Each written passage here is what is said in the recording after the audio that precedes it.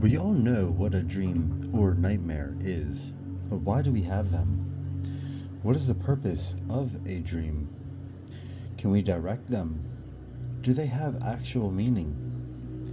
Just the ability to dream alone tells me that there is at least something there worth exploring. Most fail to see the significance of a dream, but to me, the ability to have a full sensory experience without your senses seems pretty unreal. Yet, it happens to mostly all of us at some point or another. While in a dream, we see things without eyes, or even light, touch and interact with objects without a physical body, hear speech without ears, and speak without a mouth. The mind is truly an amazingly complex and powerful instrument. It literally recreates entire worlds the viewer has or has never seen before and places them inside this inwardly projected reality. There must be a reason for them. Rabbi Simon Jacobson, Meaningful Life Foundation, had this to say. In the Bible, Jacob was led on his journey through his dreams, and Joseph interpreted dreams. Our ability to dream and aspire is an indication there is more than what we see with our eyes. Glimpses into worlds beyond the conscious one, a door into what we call the superconsciousness. If you want to manifest something deeper into reality, the dream is the channel. Think good will appear good.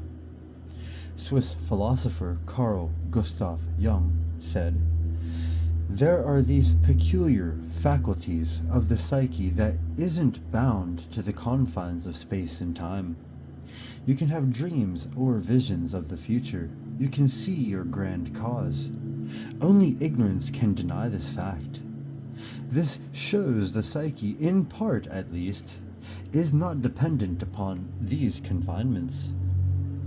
According to CIA document titled Analysis and Assessment of Gateway Process, written by Itzav Bentov, the role of REM sleep.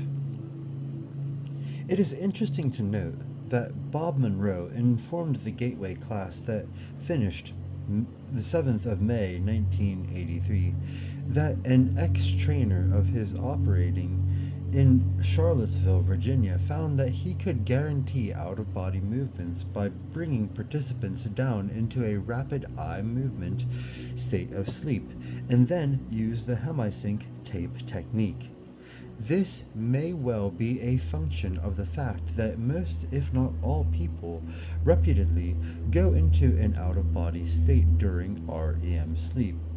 REM sleep is the deepest possible level of ordinary sleep and involves complete disengagement of the body's motor cortex functions from the neck down and nearly complete suppression of consciousness in the left brain hemisphere. The effect of this is to put the body in a state of complete stillness so far as the skeletal muscle structure is concerned, thereby further promoting the state of deep rest needed to eliminate the bifurcation echo. In addition, it leaves the right hemisphere of the brain free to respond to the instructions and suggestions contained on the gateway tape. However, use of the hemisync tapes at this point may be less a factor in actually achieving the out-of-body state than it is a matter of focusing the brain enough so that a residual memory of having naturally achieved an out-of-body state is carried into the waking state. Indeed, it may even be postulated that some dreams associated with deep levels of sleep are in fact functions of the same kind of altered consciousness involved in interaction with the universe that plays a role in all of the focus 12, 15, and 21 states described above. The difference between those states and the condition of the mind in REM sleep seems to be that the left hemisphere is almost totally disengaged, and the latter experience such that memory of what was achieved in the altered states of consciousness cannot usually be retrieved by conscious desire, because the left hemisphere has no knowledge of its existence or its location in the right hemisphere. Admittedly, some people can be trained to remember their REM state dreams through intense conditioning in the waking state, but even that may be more a function of establishing pathways in the right hemisphere, which the left hemisphere can access following re-entry into the wakeful state, than it is an indication of any specific left hemisphere conscious involvement in the process during REM sleep.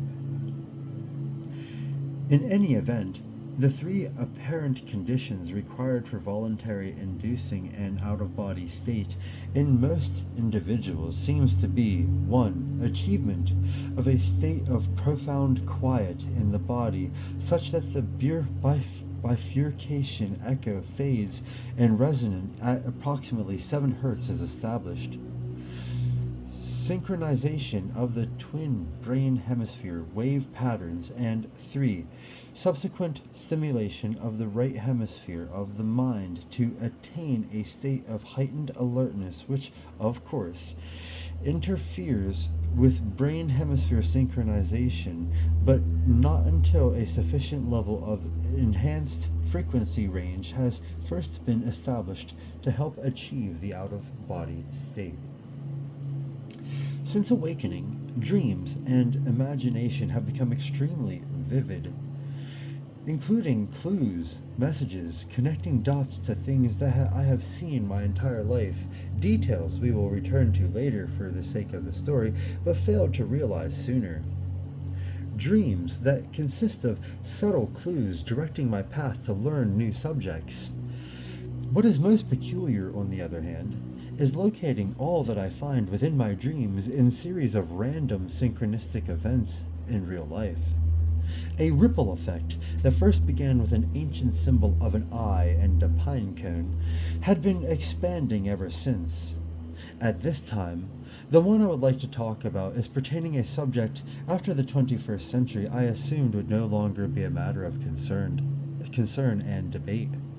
But little did I know, a secret war has been waging behind the scenes, a dispute as old as time, pertaining to a trio of objects colossal in size.